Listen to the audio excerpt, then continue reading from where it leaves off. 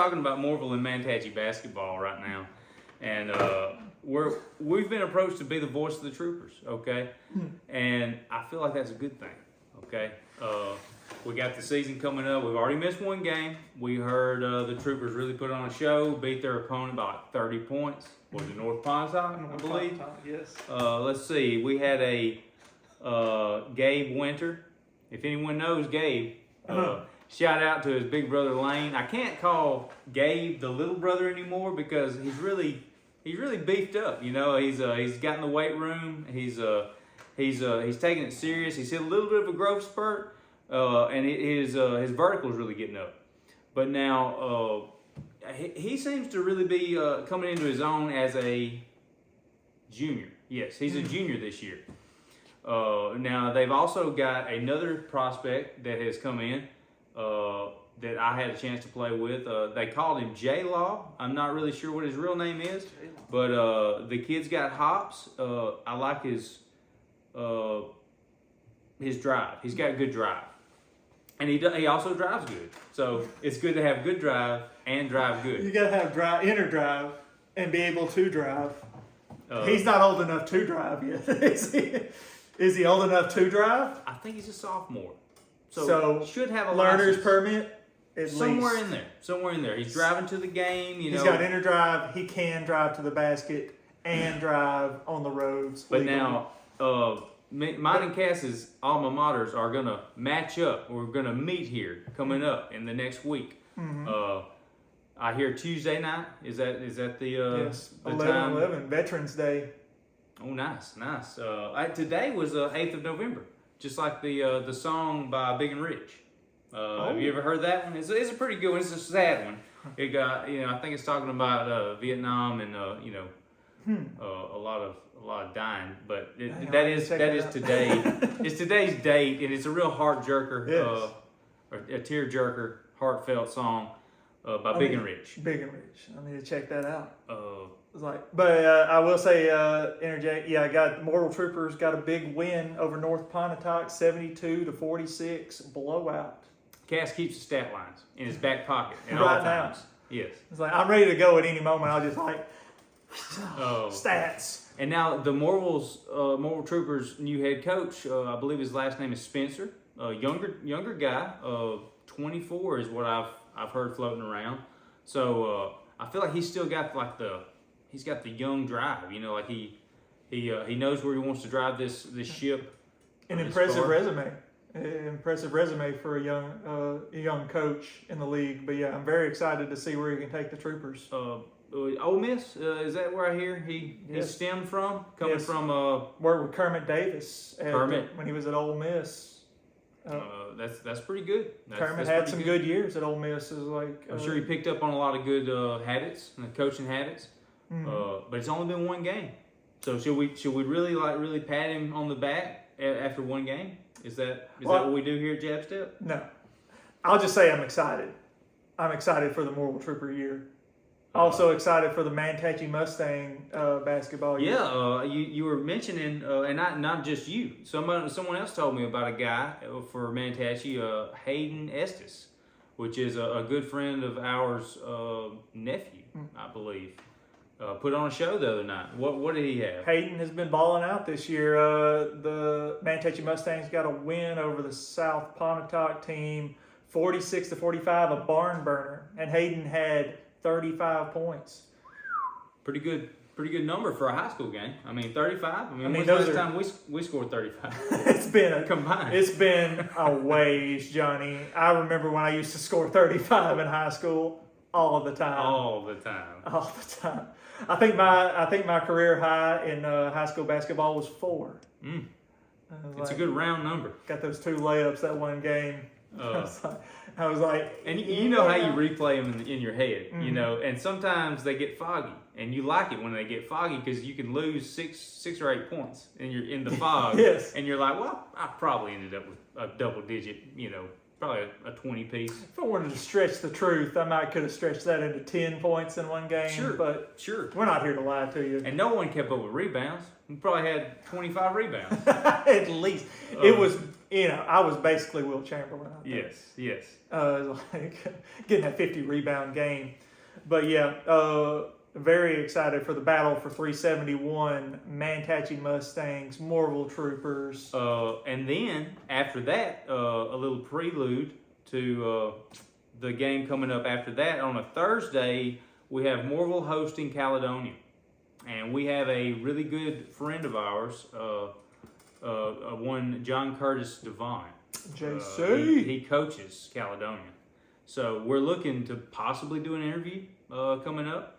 We don't know. We don't know how it's going to lay out. He may be too intense for us to get in his bubble. But yes, we're looking forward to seeing JC. If JC could grace us with an interview, it's like I know JC. We played with him for many years. Played with him since he was pickup ball since he was a young guy playing at Mantachie. I'm sure he's a fantastic coach, and he's going to have those Caledonia kids ready to play ball on Thursday. I was going to speak of the character of JC. Impeccable character. Impeccable. Yes, we discussed it earlier before we even recorded the pod. That JC, y'all will never see there was a fire pod an hour long podcast. Yes, it was good. Fire, straight fire, and that was laid down before this. And as we say, sometimes we're still getting our feet wet with the tech. Sometimes you don't know if things are recording. Things could just be going out to thin air right there. Yes, Cass is checking it just to verify that we are up and running. All right, okay.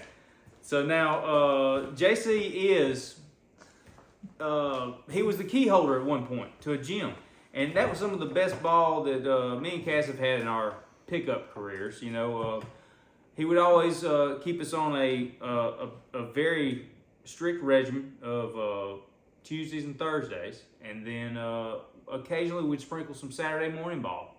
It was nice. We go get a sweat going, then we go grab a little lunch.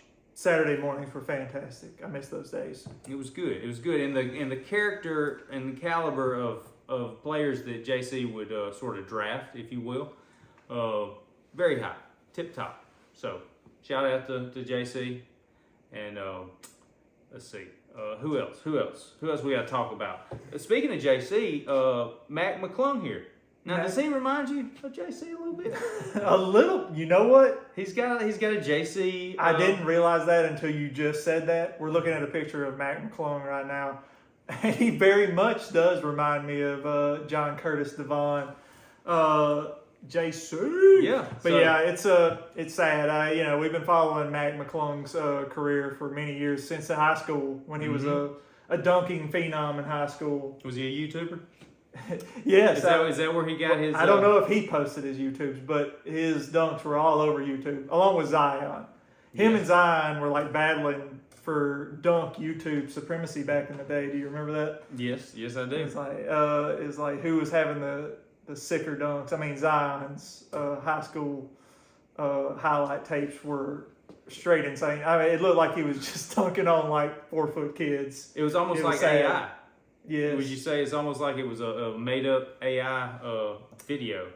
And if it wasn't so many years ago, who's to say it wasn't AI? Yes. Chat this is like, what, 10 GPT. years? How long have they been in the league? Man, it hasn't been 10 years. They haven't been in there a decade. Well, that's just good. But I hear good things about Mac. He signed a 2-year deal with the Indiana Pacers. And it's gone. Oh, wait. So contracts are signed with pencils now? Is that how the NBA works? No. I'm sorry. They know how to take the contract. They just don't know how to keep the contract. They don't know how to hold the contract. And honor the contract. Which is sad. Mac, I know he's been working towards this NBA dream for so many years, and we think that he deserves an option to, have a team invested in him and let him, play out for at least a couple of years. I think he's been the scoring leader in the G League. I guess the cons with Mac staying in the NBA are his defense. He's not, you're not picking up Mac McClung for his defense. He's only 6'1". Yes. Okay, he's a a shorter guy for the NBA. Now, I would love to be 6'1". You know, I'm about 5'9". I feel like I could do a lot more than I do, but probably not. And there's been a fair share of great NBA players 6 foot and under. And they're not necessarily the best defenders, but it's sad to see. I would hope someday that Mac would get a chance to play a full year for an NBA team, not have to be relegated to the G League or go to the Shanghai Sharks, but it would be good to see. Because Stephon Marbury had a pretty good run for the overseas. I mean, what do you have? Statues? He really. Oh yes. He really ran it for a while, so he had good success with it. He was beloved over in I believe it was the Chinese league. But you're saying that Mac would just rather forge ahead and try to make his dream happen. You know, well, I mean, his dream's already happened, in my opinion. I mean, he's been to the tippy top of, you know, I mean. Well, playing a full season for an NBA team is the dream. If you're any basketball player in the world, the dream is to make it to the show and to play a full season in the NBA. Do you really have to play the full season, though? Can you just be an NBA player and be a dunk champion 2 years, 3 years? Well, that's another thing is like the NBA trots him out for the NBA dunk contest every year, but he can't get an NBA contract? I know, it seems short-sighted. The NBA should just float a team some cash to pay him just for being in the dunk contest and just let him stay on the team. I still refuse to believe that he's not good enough to be a backup point guard for a team for at least a year, just to see, you know, how he fits into the team. Maybe an energy guy. And of course, full disclosure, that would probably be some kind of cap space buffoonery if the NBA just floated a team some cash. Yes. But it's a good idea. You can ask Steve Ballmer for how his how circumventing the salary cap is going for him. And it's a perfect segue for this. I just noticed Kawhi Leonard is poised to miss more games. You're joking with me. I know it's hard to believe. Are you joking with me? It is hard to believe. You're telling me Kawhi Leonard's not going to play basketball? It is true. I'm reading it in the latest stories right now. Johnny, I have been doing some reading up on the situation with Kawhi and Steve Ballmer, and if you haven't heard, ladies and gentlemen, the circumventing of the salary cap to pay Kawhi Leonard from a bogus tree planting company that was found to be fraudulent. It's a tangled web they have weaved.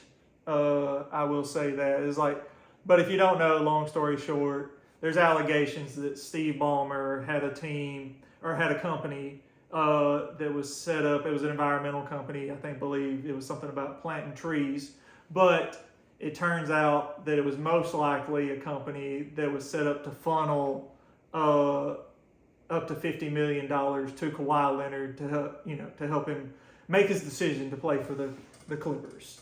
Alleged. This is all alleged. And it must have worked. He did pick. Uncle. There's Kawhi Leonard has an uncle named Uncle Dennis who's become infamous, and this uncle, he is infamous for going around to different teams and working out financial situations for Kawhi. Yeah, we need an Uncle Dennis. Uncle Dennis, we need where if you want to apply to be our Uncle Dennis. Yes. Please. Everyone needs that Uncle Dennis in their family. Yes.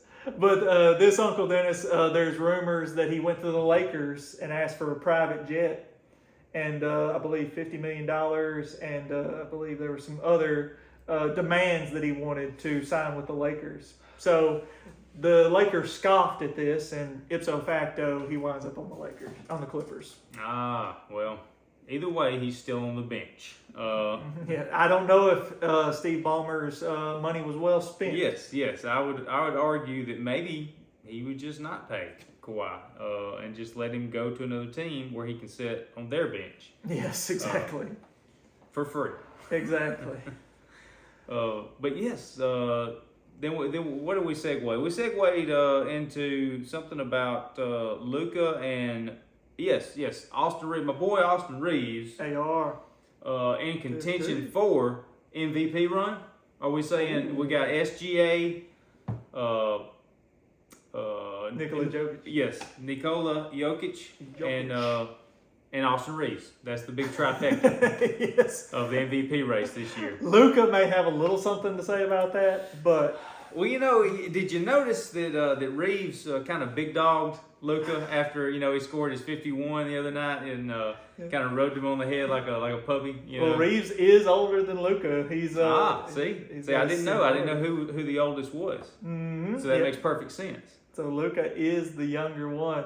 But yeah, I think they got a good camaraderie there. That Lakers team is fun to watch this season. I know there's a lot of Lakers haters out there, but it's going to be interesting to see what happens when LeBron comes back to play with Luka and how he fits into that. 3 alphas on the team.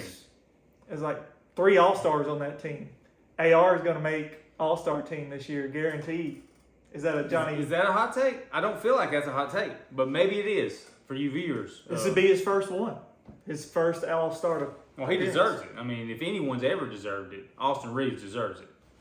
And Austin, if you want to come on and chop it up, tell us all and the viewers why you are the MVP this year for the league. Reeves. As Reggie Miller says, the association. Yes. Austin Reeves, I know I see on podcasts all the time talking to Ryan Russillo and the Ringer podcast, the Old Man 3. I've seen you on all of those. Great listens. We'd love to have you on. Sure. If you're ever down in Mississippi from LA. But he's from Arkansas. He's probably exactly. He's a Mississippi country all the boy. time. He's a good country boy. Yeah. He's the hillbilly mamba. We're right around the corner, sort of, in a little lower south. Yes. But so we got that going. And, but the Lakers, it's a very exciting team to watch. I've really enjoyed watching the Lakers so far this season. Speaking of exciting games, Lane Winter, good friend of ours, Gabe's older brother. What's up, Lane? He said they were going to check out a game the weekend, a Memphis game. Now, did we ever find out if this was the NBA Cup game that they went to watch with Memphis and Dallas? I don't really know. I don't know which one it was. He wasn't that specific. I was just stoked that he was going, And I'm sure it was a really good game. And well, I mean, talking about the Grizzlies, basically our team, our hometown NBA team that is closest to us. There's a lot of turmoil going on there. It's like if we dabbled in the jaw talk with the disgruntledness. We said he was big disgruntled. We said he was 8. Huge. Is he higher than 8 now? It's been like a week. Is he higher than 8? Johnny, if I had to say 1 to 10 on disgruntledness, 1 being the happiest I've ever been, 10 being the most disgruntled a person can be. I'm imagining it right now. I would believe we're at a 9.1 right now. Like a Richter scale. Yes, we're at a 9.1 on the Richter scale of disgruntled. He's non-gruntled. Yes, we always have to gauge disgruntledness on the pod here. I mean, that's one of the staples of our. That's a good thing. Yes, it's like you can go through rate the superstar's gruntledness. Is he disgruntled? Hey, there you go. We could have a top 10 on who's most disgruntled in the NBA. Yeah. That's he gruntled? Food for thought. If anyone wants to chime in about who we should actually talk about. Fantastic pod idea. So yeah, no, we're just trying to get you a quick tidbit. It's getting late. We've already done one that was an hour long, and we got nothing. We got absolutely nothing. Nothing. So to save our sanity, I think we'll wrap it up here, and we will say thank you for watching. We have had some viewers comment on, I mean not on YouTube, but just texting, telling us that we're doing a good job. In person, which is better. Yeah, it's a more personal, private kind of like a DM. I guess that's what you would call this.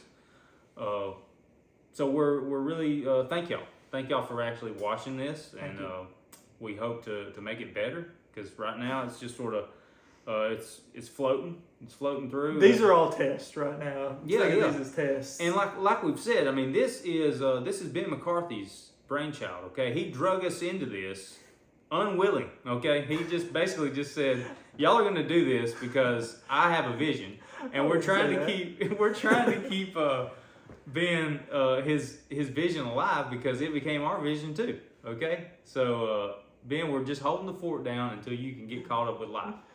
And I really feel that that's hard to do nowadays. Ben, we love doing the pod with you. Yes. We look forward to the day when you come back. And we need you, because our equipment is just, I mean, it's almost trash. Okay, let's be honest, it's almost trash. We need the good stuff, man. You know. Anyway, thank y'all for watching, and we'll see you next time here at Jab Step.